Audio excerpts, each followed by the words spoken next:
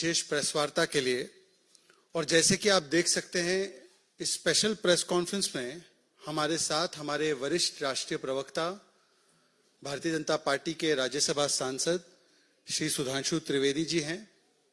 हमारे साथ हमारी वरिष्ठ राष्ट्रीय प्रवक्ता शाजिया इल्मी जी, जो केवल भारतीय जनता पार्टी की राष्ट्रीय प्रवक्ता के नाते नहीं, बल्कि आज जो फाउंडर, मेंबर और सदस्या रही हैं इंडिया अगेंस्ट करप्शन और आम आदमी पार्टी के इस पूरे अभियान और पार्टी की, उस हैसियत से भी आज, जैसे मैं कह सकता हूं, एक भुक्तभोगी की हैसियत से आज अपने अनुभवों को साझा करेंगी। और आपका छोटा भाई शहजाद पूनावाला भी आपके बीच में है। मैं आग्रह करूंगा कि सुधांशु जी आप प्रारंभ करें। मित्रों, आप सब ने देखा कि कल ही भ्रष्टाचार के गंभीर आरोपों में घिरे हुए स्वघोषित कट्टर ईमानदार दिल्ली के मुख्यमंत्री श्री अरविंद केजरीवाल जी के समर्थन में भ्रष्टाचार के पुराने आरोपियों और पुराने गुनाहों में आबद्ध रहे तमाम राजनीतिक दलों ने उनका समर्थन किया था। और इसके लिए भावनात्मक आधारों का भी उपयोग करने का प्रयास किया गया। परंतु आज न्यायालय ने जो निर्णय सुनाया है वो तथ्यात्मक आधार पर है। तथ्यात्मक आधार पर दिल्ली के मुख्यमंत्री श्री अरविंद केजरीवाल जी को 15 दिन की न्यायिक हिरासत में भेजा गया है। परंतु इस तथ्यात्मक आधार से बड़ा संवैधानिक और नैतिक प्रश्न खड़ा हो रहा है, क्योंकि वो हिरासत से सत्ता की सियासत करने वाले मुख्यमंत्री तो रह ही चुके थे और अब अभी तक उन्होंने जुडिशियल कस्टडी के बाद भी कोई उत्तर नहीं दिया है। इससे यह बहुत साफ हो जाता है कि सारा विपक्ष जिस आरोपी को बचाने के लिए प्रयास कर रहा था, न्यायालय की दृष्टि में वो गंभीर आरोप हैं। और जो लोग केवल बयानबाजी करने का प्रयास करते हैं, ये विषय सिर्फ एक कानून या नियम का नहीं है। निश्चित रूप से न्यायालय के समक्ष कुछ ऐसे तथ्य रहे होंगे जो ना आपके संज्ञान में है ना हमारे संज्ञान में है, जिनके आधार के ऊपर यह निर्णय लिया गया। अतः हमारे विपक्षी दल जो निरर्थक और अनर्गल बयानबाजी करते हैं, उन्हें इन गंभीर तथ्यों पर विचार करना चाहिए और न्यायालय ने अपना इस विषय पर अभिमत दे दिया है। Those who try to portray the bogey of victimhood, I would like to underline that today's judgment of the court is based on the concrete evidences for which neither we or now you or anybody else is privy to it. So it is the jurisprudence of the court which has decided to extend this judicial custody for 15 days. Now it raises certain moral and constitutional question. यहां पर मैं याद दिलाना चाहता हूं कि ये रामलीला मैदान में ही शाजिया जी जिसके संस्थापक सदस्यों में रही, अन्ना जी उनके गुरु हुआ करते थे। और हिंदी में एक कहावत होती है, गुरु गुड़े रहे चेला शक्कर हुई गए। तो गुरु ने तो कहा था हम राजनीति में नहीं आएंगे, चेला राजनीति में आके मुख्यमंत्री भी हुए लिए। परंतु कल उन्होंने एक दूसरी रैली की जिसमें उनके गुरु बदल गए, गुरु लालू प्रसाद यादव जी हो गए। और मुझे प्रतीत होता है शायद उनके भी गुड़ के मुकाबले ये शक्कर होने की तरफ ना आगे बढ़ जाएं, क्योंकि लालू प्रसाद यादव जी ने तो कम से कम इस्तीफा दे दिया था जब वो जेल जाने लगे थे। अभी तक इन्होंने इस्तीफा नहीं दिया है। तो निश्चित रूप से यह दिखाई पड़ रहा है कि अपने गुरु की सारी शिक्षाओं को गुड़ गोबर करने का काम केजरीवाल जी ने आम आदमी पार्टी के अपने पूरे चाल चिंतन चेहरा चरित्र में दिखा दिया है। चरित्र लोगों को समझ में आ ही गया था, चाल पहले ही गड़बड़ नजर आ रही थी, अब चेहरा भी बिल्कुल साफ हो गया है। अब मैं यह भी कहना चाहता हूं कि इस प्रकार की मीडिया में रिपोर्ट आई है कि केजरीवाल जी ने वहां नाम लिया है कि मुख्य आरोपी विजय नायर आतिशी और सौरभ भारद्वाज को रिपोर्ट करते थे। महोदय, अब मैं ये कहना चाहूंगा, ये तो समझना बड़ा मुश्किल है कि भाई शराब का घोटाला तो था, जिसको देखो वही आज यहां मदहोश है। अब यहां किसने है पी और किसने है पिलाई, ये तो समझना बड़ा मुश्किल हो रहा है भाई। लगता है सबने मिल बांट कर है पी और पिलाई। यह दर्शाता है, या जिसे हमने हिंदी में एक कहावत है ना, एक हु तो समझाइए आके, कूप ही में ही भांग पड़ी है। अर्थात एक व्यक्ति हो जो गलत रास्ते पे जा रहा हो, उसे आप सही रास्ते पे लाने का प्रयास कर सकते हो, नशे में हो, पर ऐसा लगता है कि कुएं में ही भांग पड़ी है, तो जिसने पिया वही नशे में है। ये गंभीर प्रश्न उठा रहा है। और अब इसके साथ यह भी बात बहुत साफ होती जा रही है कि केजरीवाल जी निरंतर ईडी के सामने आने से क्यों बच रहे थे। शायद उनको लग रहा हो, और उनके आम आदमी पार्टी के बाकी सदस्य जो बहुत ही उत्साह और उच्छृंखलता के साथ उनका बचाव करते नजर आ रहे थे, शायद वो इस संभावित खतरे से डर रहे थे कि मानो वो कह रहे हो कि केजरीवाल जी कह रहे हो, बैठा हूं दिल में इतने राज छुपाए, जरा सा होंठ हिले तो जाने कितनों का दिल डगमगाए। तो इसलिए हम यह बात स्पष्ट करना चाहते हैं कि शराब घोटाले को लेकर दिल्ली सरकार की स्थिति भ्रष्टाचार के आरोप में उत्तरोत्तर स्पष्ट होती चली जा रही है। न्यायालय के द्वारा यह निर्णय होने के बाद अब यह देखने का विषय होगा कि केजरीवाल जी इस्तीफा लेते हैं या अपने किसी दूसरे गुरु के नक्शे कदम पे चलते हुए देखना होगा कि वो नई राजनीति के स्वयंभू किरदार कोई नई राजनीति की तरफ बढ़ते हैं, या पुरानी राजनीति को, जिसे कहते हैं ना old wine in a new bottle, तो पुरानी राजनीति को एक नए किरदार में प्रस्तुत करते हैं। धन्यवाद। अब शादिया जी आपको संबोधित करेंगे।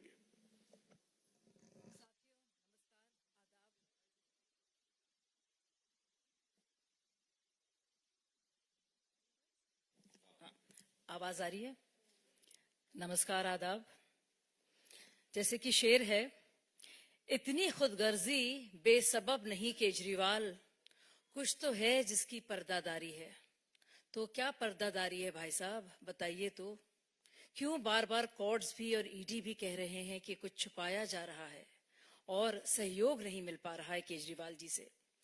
साथियों, 16 अगस्त का दिन 2011, आप सब लोग, आप में से कई लोग वहां मौजूद थे, और केजरीवाल जी 13 दिन 320 घंटे उन्होंने बाकायदा अनशन किया।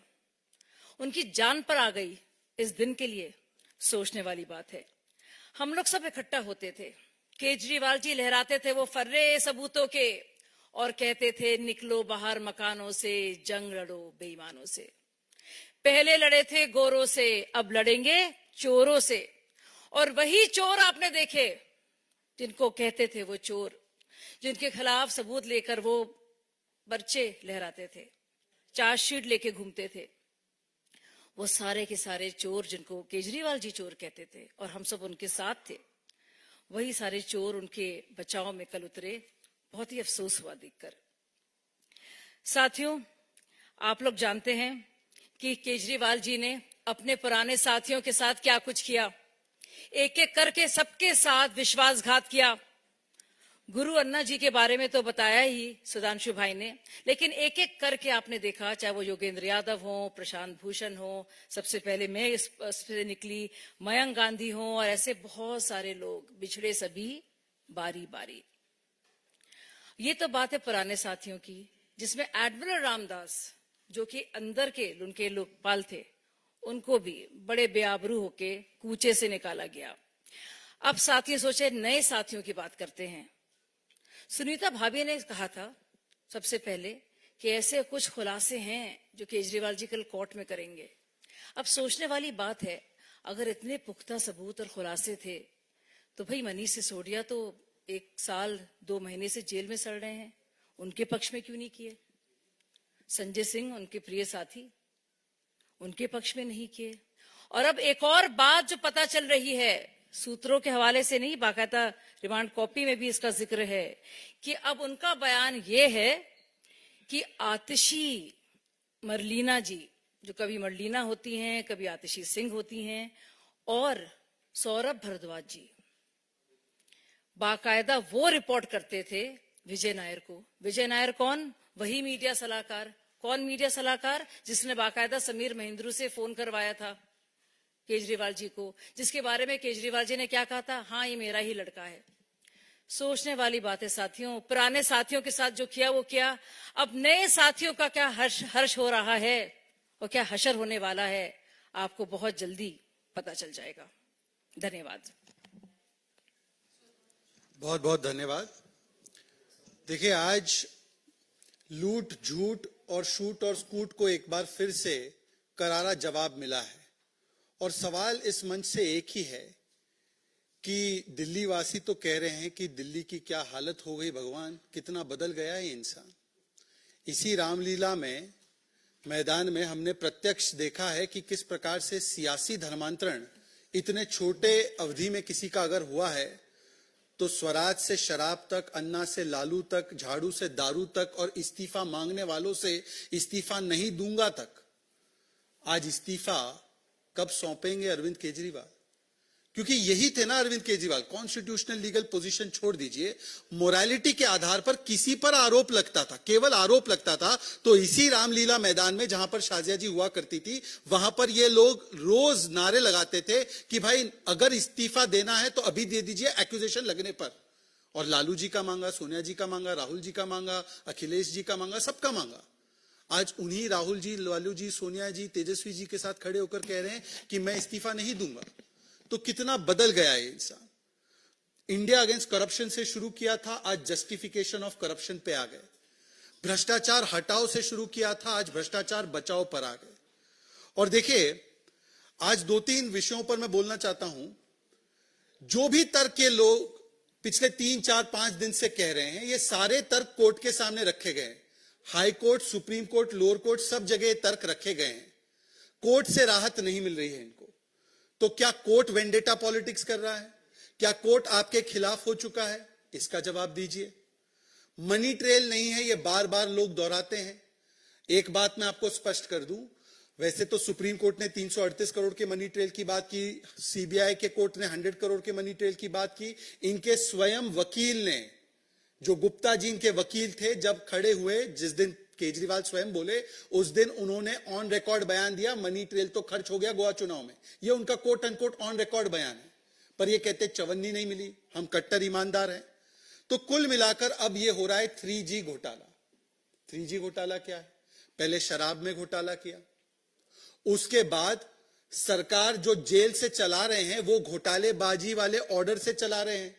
आज तक वो सीएमओ के ऑर्डर पर एक स्पष्ट जवाब नहीं आया है कि वो ऑर्डर जारी हुआ कैसे, किया किसने, किसने वहां पर सूचना दी सीएमओ को, कौन सा लिखित आदेश पारित हुआ, किस कोर्ट के आदेश से वो आदेश गया, कोई जवाब नहीं। और तीसरा है कि अब वो घोटालेबाजों की सहायता लेकर अपने घोटालों पर पर्दा डालना चाहते हैं। पर आज स्पष्ट तरीके से हम कुछ सवाल पूछना चाहते हैं, और वो सवाल ये है कि पहले तो अगर आप मुख्यमंत्री रहकर जेल से सरकार चला सकते हैं, तो भाई मनीष सिसोदिया ने क्या गुनाह और पाप किया था? उनका इस्तीफा तुरंत ले लिया। सत्येंद्र जैन का भी इस्तीफा ले लिया। अपने लिए अलग स्टैंडर्ड रखते हैं, और इनका इस्तीफा क्यों ले लिया? तो अब क्या है कि मीडिया में चल रहा है कि अब वो दूसरे कुछ अपने साथियों पर ब्लेम डालने की कोशिश कर रहे हैं। तो क्या तय कर दिया गया है कि अपने आप को किसी भी कीमत पर बचाना है तो दूसरों की बलि दी जाए? क्या ऐसा है? ये मैं नहीं कह रहा हूं, ना मैं कह सकता हूं, पर ये बातें चल रही है। दूसरी बात, आप देखिए ट्रेंड क्या है। कल कैलाश गहलोत जी को शायद समन किया गया था, वो गए। तो कैलाश गहलोत जी कल या परसों गए, तो उन्होंने ब्लेम डाला आतिशी पर। आतिशी से जब प्रेस कॉन्फ्रेंस में पूछा गया तो उन्होंने ब्लेम डाला सौरभ जी पर। और अब आ रहा है कि केजरीवाल जी ने जिस पर भी ब्लेम डाला है कि विजय नायर इनका बॉय था, हमारा बॉय था ही नहीं। तो अब आप देख लीजिए कि किस प्रकार से काम समाप्त हो जाता है। तो बड़े से बड़े अन्ना जी हो या अपने आज के साथी हो, उनके साथ क्या किया जाता है। तीसरा सवाल यह है कि शराब घोटाले के जो मूल सवाल है उस पर कब जवाब देने के लिए आम आदमी पार्टी के मंत्री प्रेस कॉन्फ्रेंस करेंगे। ये 2.5% से 12% कमीशन कैसे हुई, कौन सी कमीशन की रिपोर्ट में लिखा गया था? इसी को तो बदला और इसके एवज में घूस ली ना। ये ब्लैक लिस्टेड कंपनी कैसे आई? ब्लैक लिस्टेड कंपनी आई, उन पे कार्रवाई नहीं, इसी के एवज में तो आपने घोटाला किया ना। आपने कोविड के कालखंड में जब त्राहिमाम और रसोइयां खाली थी, ऑक्सीजन के लिए लोग त्राहिमाम कर रहे थे, तब आपने शराब घोटालेबाजों की जेबें भरी और शीश महल बनाया। प्राथमिकता देखिए, नो पाठशाला, नो भोजनशाला, ओनली मधुशाला, यह आपकी प्राथमिकता थी और इस पे जवाब नहीं देंगे।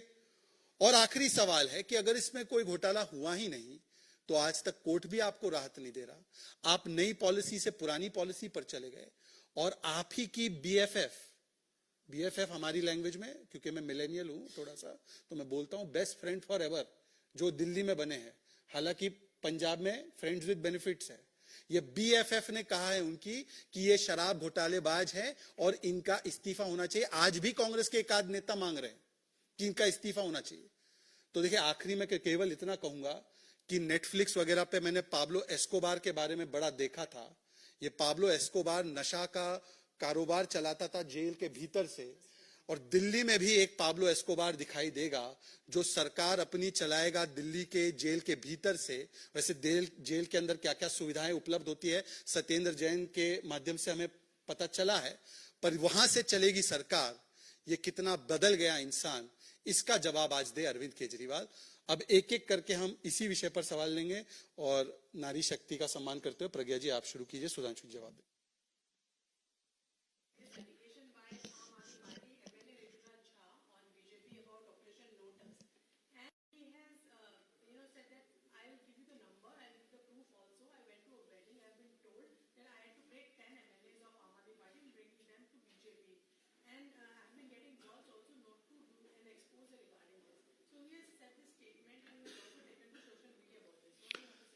Do you consider any novelty in this allegation? So I think this type of allegation lacks any substantivity. This has become a consistent habit of Aam Aadmi Party to divert the issues. But मैं एक बात जरूर कहना चाहूंगा, Aam Aadmi Party has become the only party in the history of the country which has got more than 90% majority on the floor. Still, they have called out their MLAs to pledge कि हम नहीं टूटेंगे, नहीं अलग होंगे। 90% की majority, उसके बाद उनको लगता है उसमें से कोई 2/3 चले जाएंगे। मुझे लगता है this shows the level of mistrust they are having. It may be because of the anguish against their leadership, but these type of flimsy, frivolous allegations have lost their any appeal which Aam Aadmi Party uses to throw in the air since several years. I would just like to say one more thing. What prevents Rituraj ji, prevents him from going to the police station and lodging an FIR? Why take to social media? Why not give evidence? Why not name the people? And what kind of evidence does he have? What stops him from going to the police station? वैसे इसमें एक और बात add कर दें, केजरीवाल जी भारत के पहले मुख्यमंत्री थे जिन्होंने एक नया तरीका बताया था, कोई भी तुमसे घूस मांगे तो उसका स्टिंग कर लेना। कहाँ है वो स्टिंग भाई? नहीं, इसी मतलब आपके विधायक ही नहीं बात कर रहे हैं, ये दर्शाता है हमेशा वो चेहरे से कुछ और, शक्ल से कुछ और नजर आते हैं, और बाखुदा आगे आप खुद समझ पाते हैं। इसमें केवल एक फैक्चुअल पॉइंट ऐड करूंगा, फिर रविकांत जी का मौका है। इसमें केवल एक चीज कि 1-1.5 साल पहले प्रज्ञा जी, सौरभ भारद्वाज ने प्रेस कॉन्फ्रेंस करते हुए और बाकी के नेताओं ने कि 800 करोड़ रुपए भारतीय जनता पार्टी ने इकट्ठा कर रखे हैं आपकी पार्टी को तोड़ने के लिए, और उन्होंने कहा सही समय पर हम मीडिया वालों को ऑडियो टेप देंगे। मैं आज सभी मीडिया वालों से विशेष आग्रह कर रहा हूं कि आप जाकर वो वाला ऑडियो टेप पहले चला दें चैनलों पर जो उन्होंने 1.5 साल पहले कमिट किया था, क्योंकि इस प्रकार का अगर उनके पास प्रूफ है तो ये पीओसीए में जिसके पास प्रूफ है उसके ऊपर अनिवार्य होता है इसका प्रूफ सबमिट करे लॉ एजेंसी को। आज तक वो नहीं आया। एनीवे, रविकांत जी।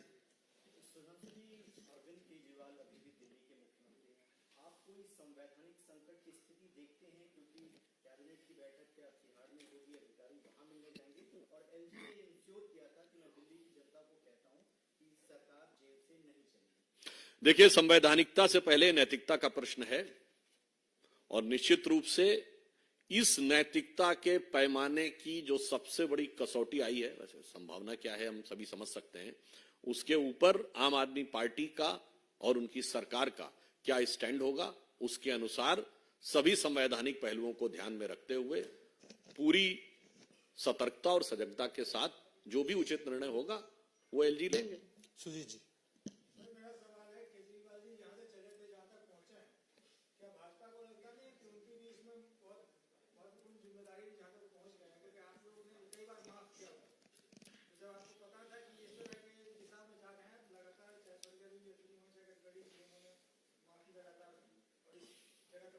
नहीं, जो आप शायद इस विषय को मैं आपको तथ्य स्पष्ट कर दूं, वो जो चले हैं तो पहला कदम किसने चलाया था?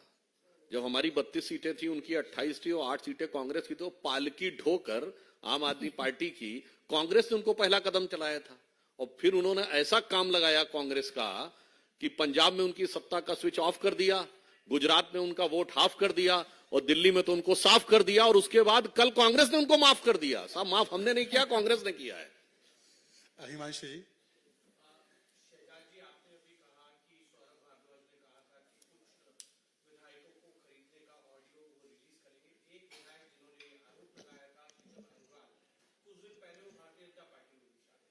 नहीं, अच्छी बात है, तो उनसे आप जाकर विस्तृत इंटरव्यू लीजिए कि कैसे वो आरोप लगाया था, उसके पीछे क्या तथ्य थे और ऑडियो टेप है या नहीं, वो आपको फर्स्ट हैंड बता पाएंगे। ठीक, और कोई पूछिए सवाल? पूछिए।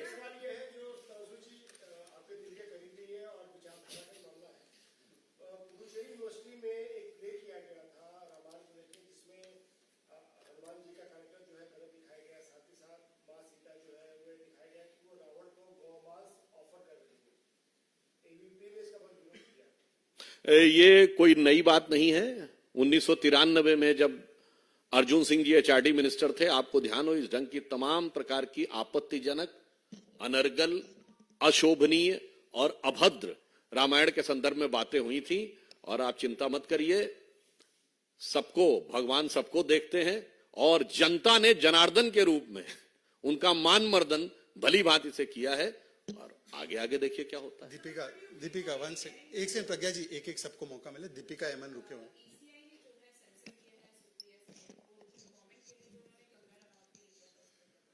Look, one thing is very clear that the Congress party is the most misogynistic and woman-hating party.